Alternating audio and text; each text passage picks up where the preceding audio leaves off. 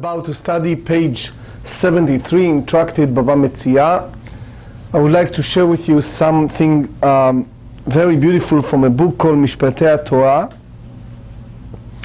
The Daf discusses a case of asmachta, one who made a promise that is considered exaggerated and you need to pay. Mr. Tzion Yazdi fled Iran, leaving all of his property there and standing fresh in Eretz Israel. He had many expenses and no money, and he wondered if he should try his mazal, his good luck, by buying a lottery ticket. He was afraid, however, since he had always followed the Shulchan Aruch. In Choshen Mishpat, Siman 207, Seif 13, the Mechaber, the author, states that any kind of profit made by making a condition is asmachta and does not acquire. That seemed to indicate from his perspective that even in the unlikely event that he won, he would have to leave his winnings, since collecting them might be stealing, if not actual transgressing of the Torah prohibition, then at least rabbinic theft, and therefore a waste of time and money. But he decided to ask someone who was more learned whether he was correct. When this question was presented to the author of Mishpatei Torah, he ruled, and I quote, "There is no problem with buying a lottery ticket from an angel of, from the angle of asmachta. They are sold throughout the city and have an intrinsic value. One who ruins his field's ticket must repay the price of a new ticket, even if his ticket is later determined to be the winning number. Since it has an intrinsic value and is really available, it is not relevant to asmachta, as we see from the Tshuvot Harosh, Klal 13. Please know that I am not saying that one should buy lottery tickets, nor I'm in a way commending on the wisdom of such a move. All I'm doing is examining this from a halachic standpoint, and the conclusion is that this ticket is not a form of asmachta." So, as you going to see today, there are many situations that appear as asmachta, or at least look like a form of indirect interest loan. Here is an example. Let's say Reuven wanted to fly to Taiwan, and he wanted to buy a cheap merchandise, let's say for $100,000. But he figured out for that particular field, if he fly to Taiwan and come with 100K, they'll not take him seriously. It's like a too small or kind of unimportant or serious buyer. So he go to his competitor or colleagues and said, "Look, I'm going to Taiwan and I wanted to buy a product for 100K. I can buy for you for 400K if you give me. I'm not taking a commission. I'm not taking anything for myself. I just bring you the merchandise for 400 value over there, and mine for 100. Excuse me. That's the question of rebit. Why it's rebit? Let's think together. Number one, when Reuven takes the additional 400 of Shimon, his stature, his appearance by the eye of the merchant is totally different. The price is going to be most probably different price. Do you treated him as just an agent of Shimon for the 400? Or you said that since the whole price range changed because of the 400, therefore it's a form of loan and is the issue of interest. Another case is one of the idea of transferring item from to make money is transferring items from one location to another location. You go to, for example, Peru, and you're buying directly from a merchant a handmade product, and you buy it cash, cheap, and you take it from Peru to Panama or to United States or other places and sell it in expensive price. So Reuven goes to Shimon and said, I'm going to Peru, and Shimon gives him money to buy produce for him in order to sell in United States. So basically what happened is Reuven using Shimon's money to buy a produce, while even Shimon is not losing anything, actually he making money, but Reuven, the whole spiel of getting the money for his merchandise and selling is based on the money that Shimon indirectly lent him. And again, you enter the domain of rebate, of interest. So we are page 72b, 2 lines from the bottom of the page. Tanu Rabbanan, the sages teach us, Hamolich chavila mimakom lemakom, if one transport a package from one location to another, Meci'ah chavero ve'amar lo, and his fellow found him and on the way, and he said to him, Tnali va'ani e'ele lecha kederech shema'alim lecha bo'oto makom. He said, give me the package and I'll pay you in a way that they pay in the place to which you are going. So the Shulchan Aruch in Yoreh De'ah in 173 said, if one has merchandise that is sold at a low price in one place and a higher price in another, the another says to him, give it to me and I'll transport it to the more expensive place and sell it there, and I'll then use the money for a set time and then will pay you according to the price of the merchandise there. If responsibility for the merchandise doing the transport is upon the buyer, the practice is prohibited. But if it's upon the seller, is permitted, provided that the seller also pays him for his great effort. So basically the idea is he gained the margin of the difference. It's like one entity borrow, for example, 10K from another entity, and he return after 2 months 20, and basically the difference, the margin, is the issue.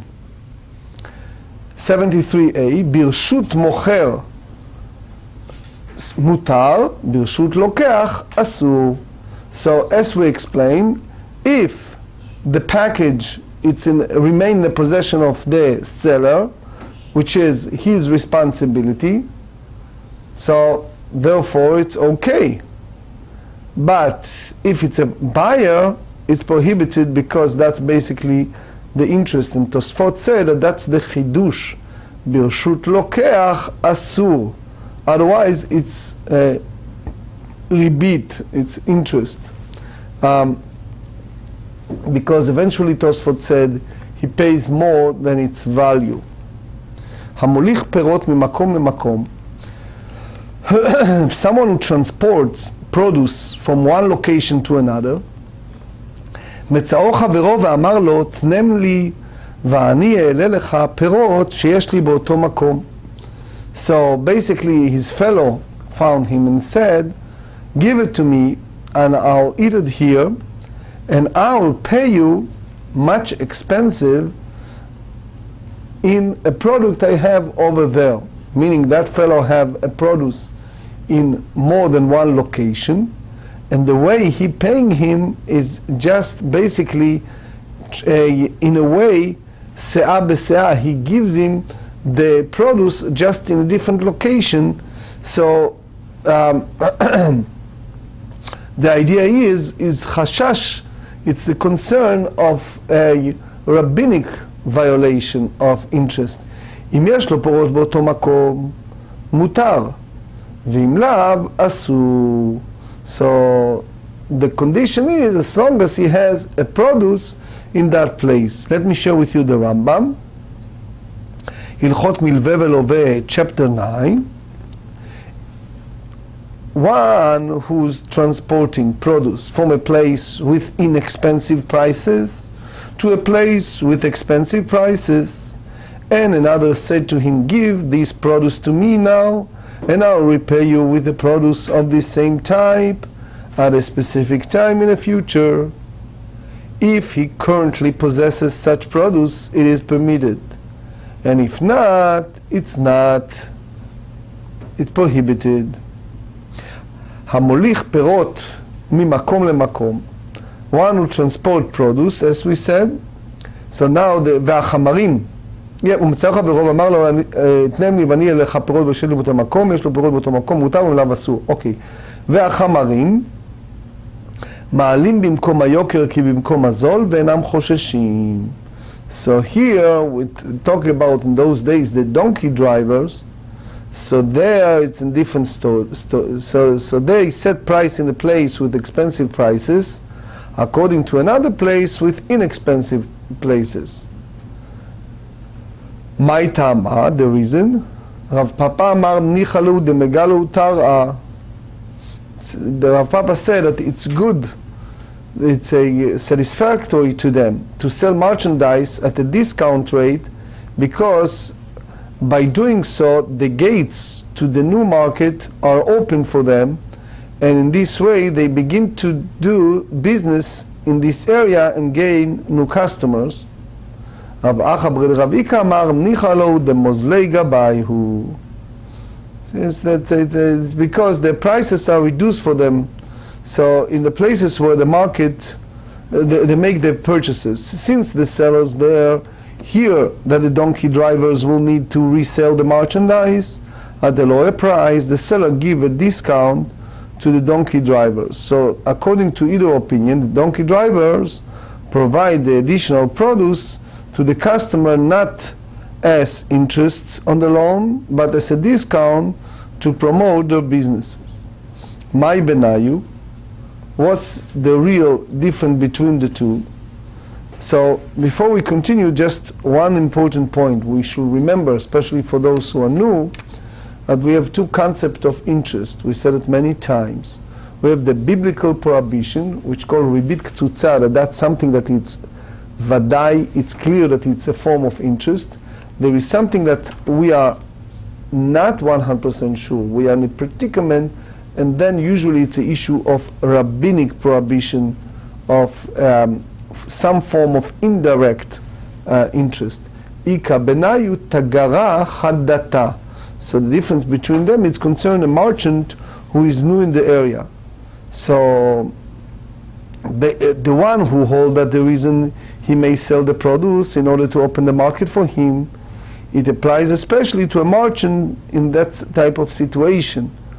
But the one who said that the reason that he can produce his merchandise inexpensively, the sellers will not believe him that he is new in his trade, and he will not sell it to him at a discount.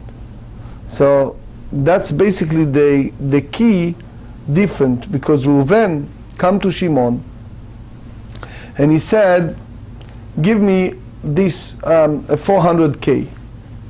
So if you think about it, he is not making anything for that. Why? Because as we said, the first example, he's flying to Taiwan, for example.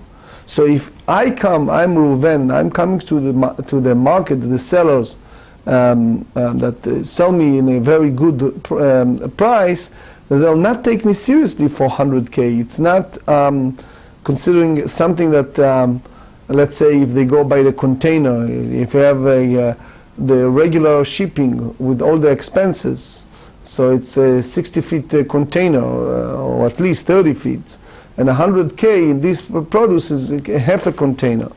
So they don't take him seriously. So that's basically, you cannot call it a rebate, because in a way, if it's good for Shimon, this 400K, because he's in a way like an agent of Shimon. He's just gaining something without losing anything. They appear to be saying that in establishing a business, it's okay to reduce your prices to get customers. Basically. Correct. At what point do you cross the line of then taking customers away from a fellow Jew who may own a business? We just about. Besura Azle Arba'a. Sura was a name of a well-known city in Babylon. So they used to sell a 4 se'ah of wheat in Sela, and close by town, Bechafri, Azlan Shita, they're going by 6 se'ah for a se'ah. Yahiv Rav Zuzei lechamarei. Rav that live in Sura gave the money to those donkey drivers to purchase a wheat in Kafri, vekabel alei onsa de'orcha, veshakil minayu chamisha. So the Gemara asks, Venishkol shita, and you should have accepted 6 se'ah for a selah. So the Gemara said, Adam chashuv shanei. Important person is different. If you remember, we studied in Yoma, story of Rabbi Yochanan. The idea is that a person is in his status is to be more stringent for himself and more careful, because otherwise it appears as a interest. But you see, the Rivash said that even an important person can take a half of the revach, of the gaining. It's a side note, the Harav Chaim HaKadosh, Rabbeinu Chaim ben Atar, he brings in Parashat Shlach, famous Parashat HaMeraglim.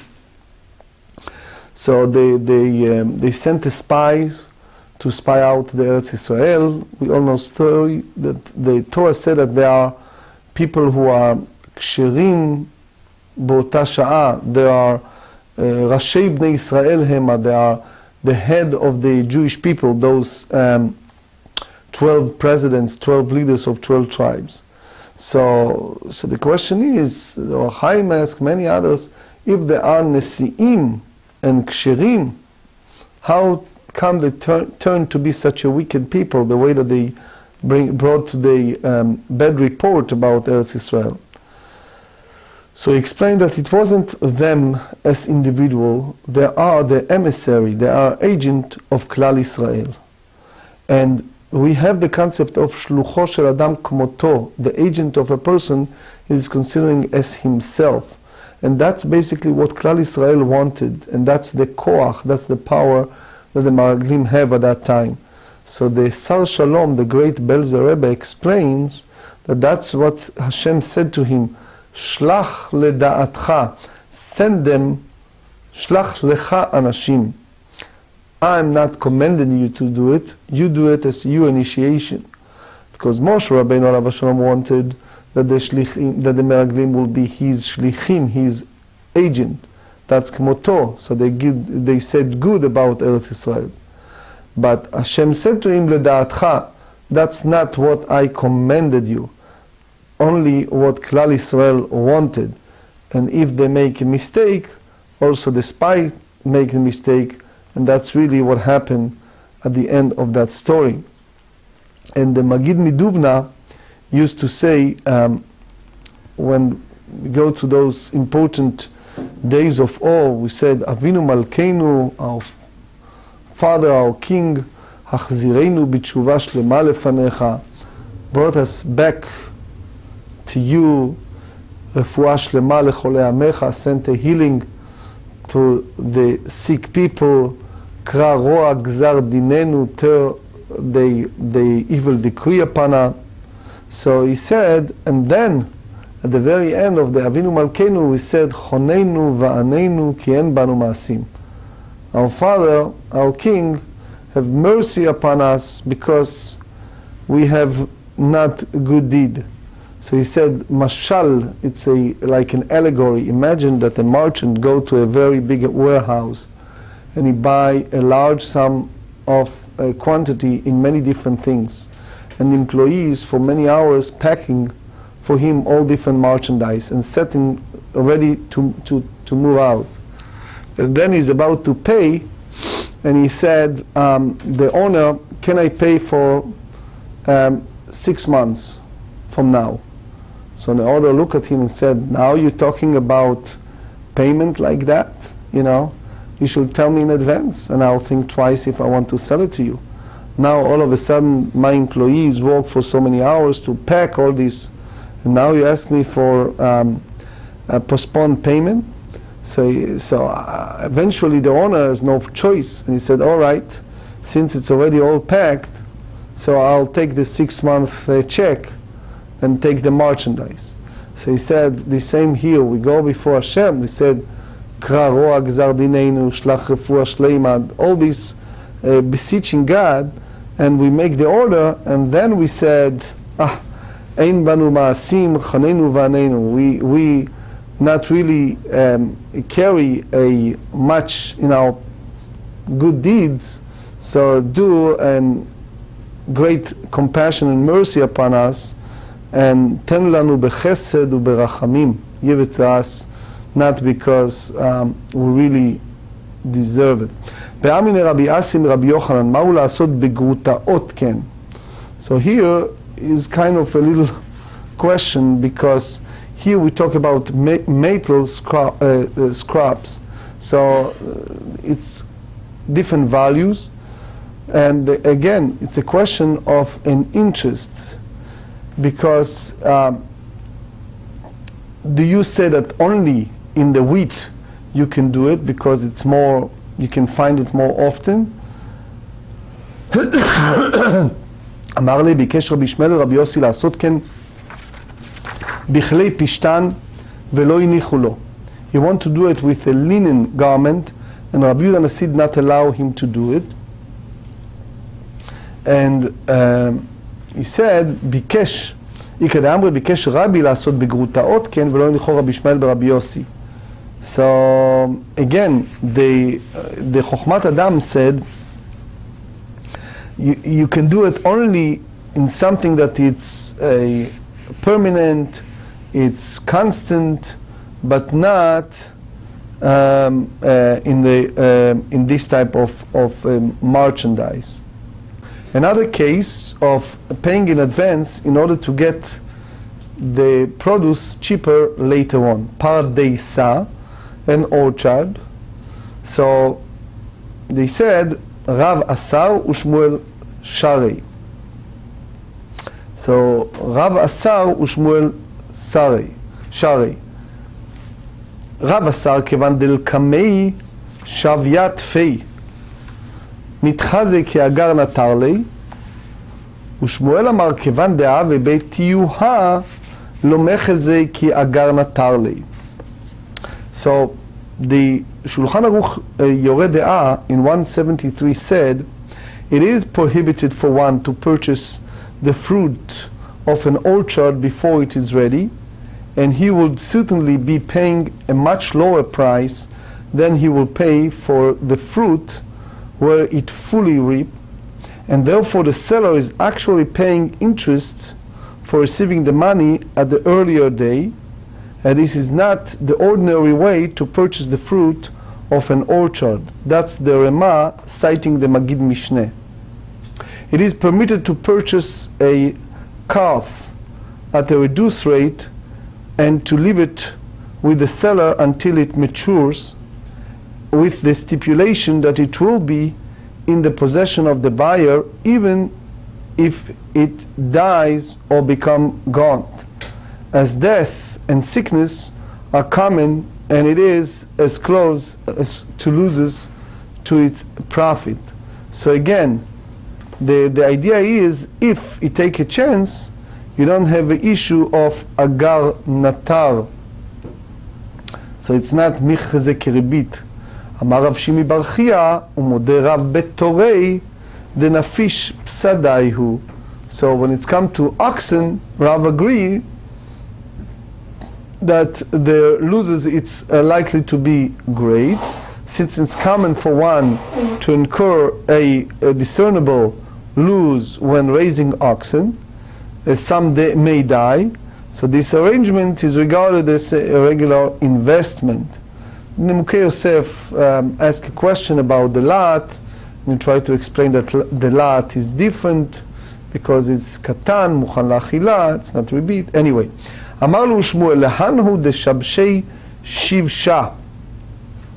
Shmuel said that those who purchase branches of grape wine,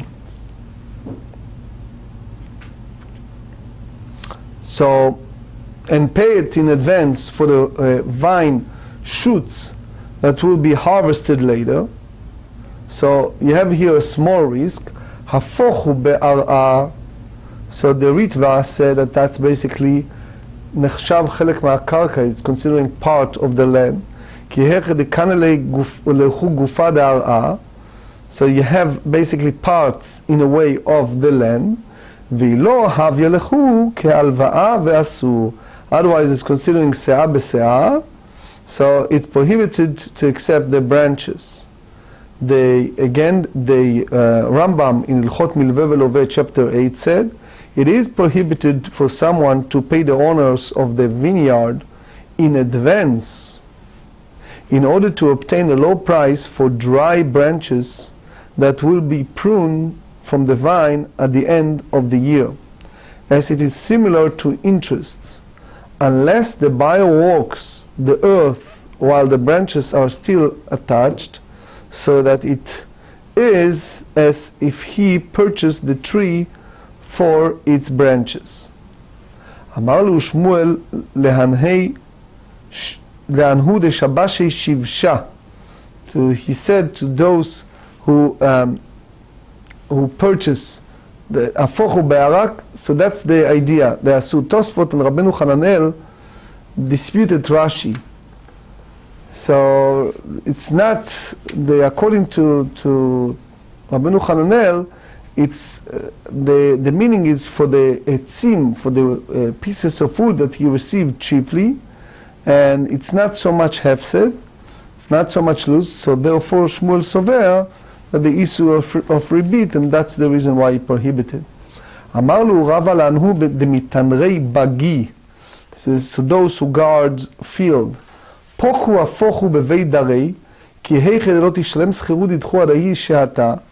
The שכירות אינה משתלמת אלא בסוף, that we said many times, that the wages for your hire are not payable until the time. וההיא שעתה, עוזולי דקמוזלוי גבייכו.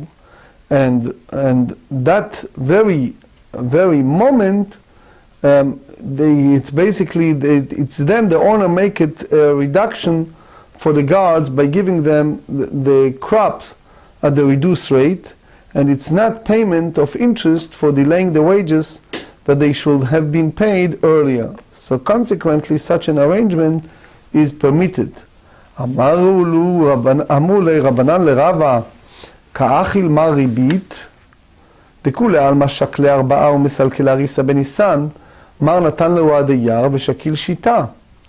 So he said, אמר לו, אתון כעבדי תון שלא כדין, ארעה לאריס משתעבד, אי אתון מסלקיתו לו בניסן, מפסידתו לו בחמה. אנא נתנה לו עד אייר, ומרווחנה לו בכמה.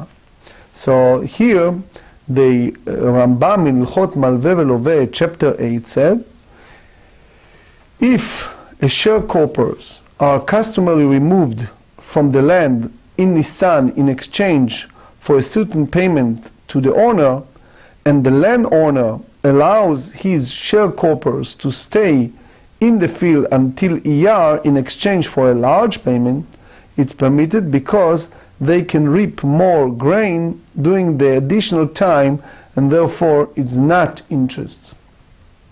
73b, Rav Mari bar Rachel, Mashkan le ahu nochri beita. So a certain non-Jew gave him a mortgage, a house to him, Rav Mari bar Rachel. It's a big discussion what it happens. Some Mefarshim understand that Rava returned the money to Rav Mari without concern for the prohibition of interest, because it was no legal relationship between him and Rav Mari, but not everyone said. So let's see again the case. The non-Jew, he basically put a mortgage of his house for a loan that Rav Mari have provided him.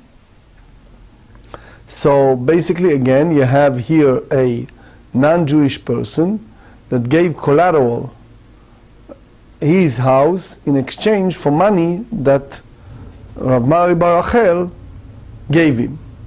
So Rav Mari bar Rachel basically occupied that house free of charge and without taking from the money of the loan for that. That's basically, if you remember, we study it, it's called Mashkanta Bela Nekiyata. So they said, Hadar Zabna LeRava. So he waited afterward. The non-Jew sold the house to Rava. Netar Trisar Yarchei Shata, Shakal Agar Beita Amtele LeRava. He waited 12 months, Rav Mari, and when the year passed, he took the amount of money that's necessary to pay rent for the house and brought it to Rava, who is now the owner of the house. Amar li hay de la amtai lemara gar beita ad aida desta mashkanta shata. So he basically said, this fact that I did not bring the rental fee for the house to the master until now, it's because it's unspecified mortgage is in effort for the period of 1 year. If that non-Jew wanted to remove me from the house by paying back the loan, he could not remove me from it until now. So as a result, the house actually belonged to me for that year and I was not required to pay rent. Now, since the non-Jew can remove me from the house by repaying the loan, the house belonged to you. So therefore, hashta lishkol mara gar beita. So now the master should take the rental fee for the house for the coming year. Amar li yava yadan adav mushkan li lemar lo ave zavninan lei. Here is the issue. He said, if I knew that it was a mortgage, so it wasn't those days that you have a title company, you check the computer and you know right away who is the owner. The guy, the non-Jew, did not tell him anything. So he said, if I known that this house was mortgaged to you, I will not have purchased it at all, as I will have given you the chance to purchase it first. So he said,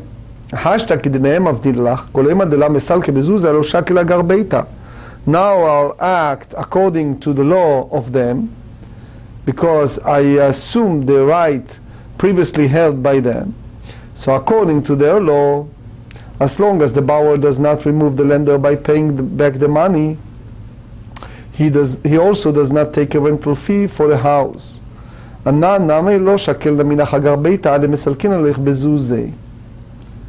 So basically he said, Amar le Rava, mi barnish le Ravashi, Chazei mar de Rabanan de ka'achlei ribita. You see basically how here we're dealing with the Torah scholars that consume interest. The avei zuzei achamra betishrei umevcharei le betevet, that they give money for wine in the month of Tishrei, and they get the wine, select the wine in the month of Tevet. So if they take right away the wine, the moment that they pay, so there is a chance it will be spoiled. Now, in return for paying the wine in advance, they receive the benefit of guaranteeing that the wine we receive will not be spoiled. So basically, Rav Ami Barnesh understood that this benefit received in exchange for advance payment is some form of interest. אמר לי, אינהו נמי החמרה כיהווי, החלה לה כיהווי. He said to him, they too gave the money at the outset for wine, but did not give it for vinegar. So it means, מעיקרא דחמרה, חמרה, דחלה, חלה. האישה עתה הוא דקמא ואחרי. So that's the time of the selection. They selected the wine that they had paid for previously. Since they agreed to buy wine, not vinegar, the benefit of actually receiving wine does not constitute interest. רבינה אבייב זוזי לבני אקרא דשנבתה ושפחלי תפי קופיתה. So here you have Ravina that give money, paying in advance to the people of the fortress. That's the name of the place. In order to buy the wine to be supplied after the time of the harvest of the grape. And they supply the wine, and they will pour an extra jug of wine for him, some of gesture, of a gift. Although there is no stipulation between the requiring this.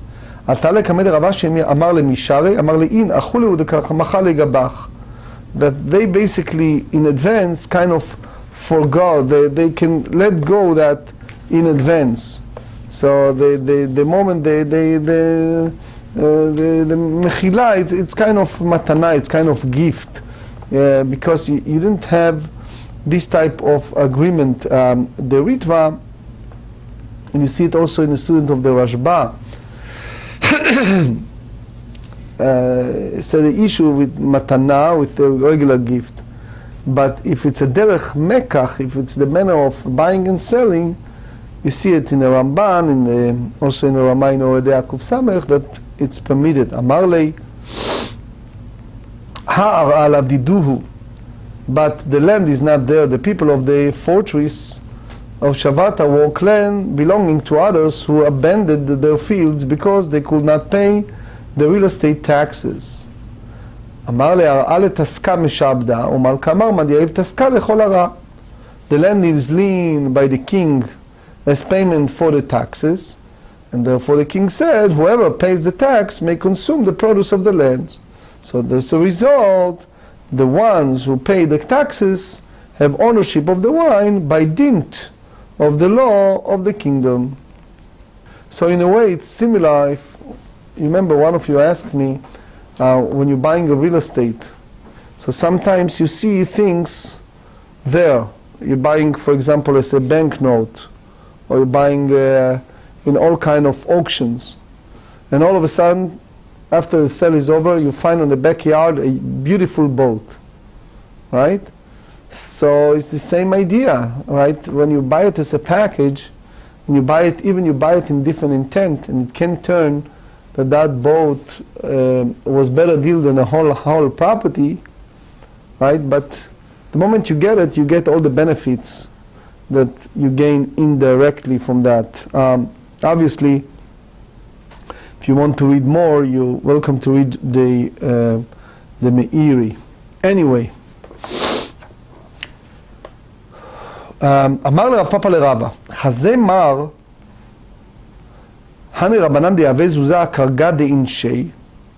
So you should look at those sages who pay money for the taxes on behalf of other people, and afterward make them work more than the reasonable for the amount of money they paid.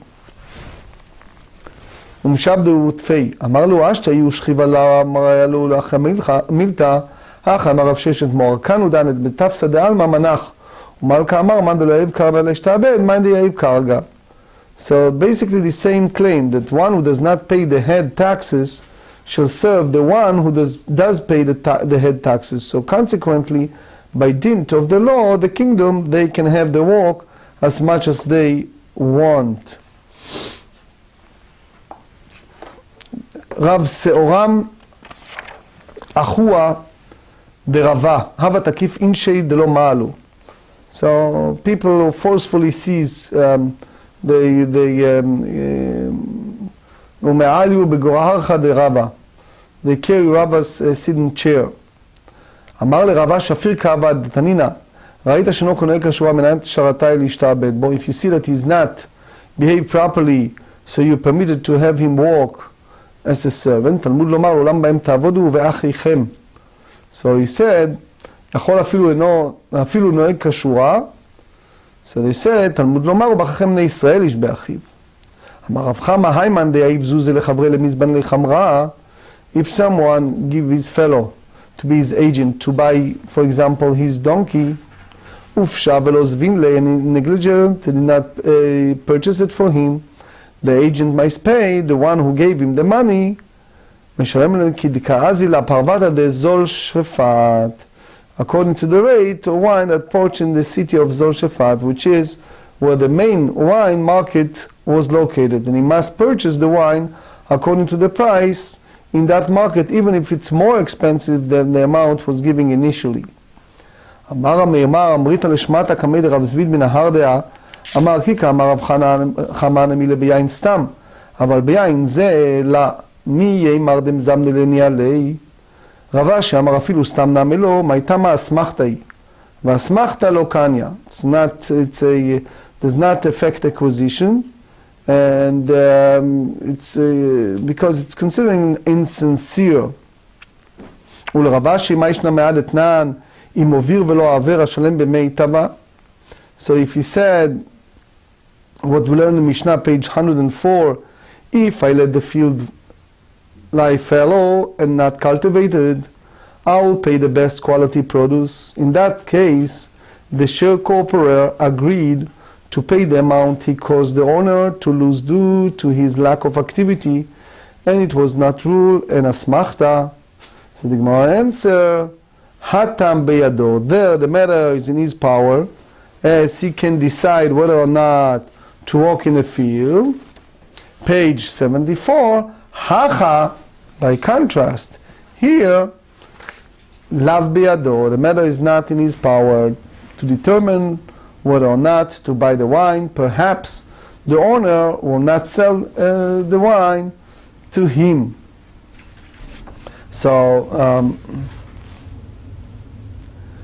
the Shulchan Aruch in Yoreh De'ah 177 said, in a case of one who gives money to a manager in order to purchase merchandise in exchange for half of the profit, where the manager did not use the money and did not make the purchase, the investor has no monetary claim against the manager, but only a grievance. If there are witnesses that the manager purchased merchandise with the money and subsequently sold it, then he must pay the investor. All this applies if he acted as the manager for free or accepted upon himself to work for a specific time. If someone paid his agent a wage or hired him as a contractor and he did not do what he was hired to do, the agent must pay the one who hired him the profit that he will have earned. I would like to conclude with the Khatam Sofer. We have here the discussion that you ask me today, otherwise who will answer you? That's what Rav Papa said. So the Khatam Sofer said, it's well known from the Rambam, he said, sometimes a person completes his mission in this world. He's done. So why is still around? So he said, it's for his children, for the next generation. So he said, that's the bracha that the Torah specified and said, Votircha, Hashem, the Almighty, let you stay, letova pri bitnecha, for good for your future generation.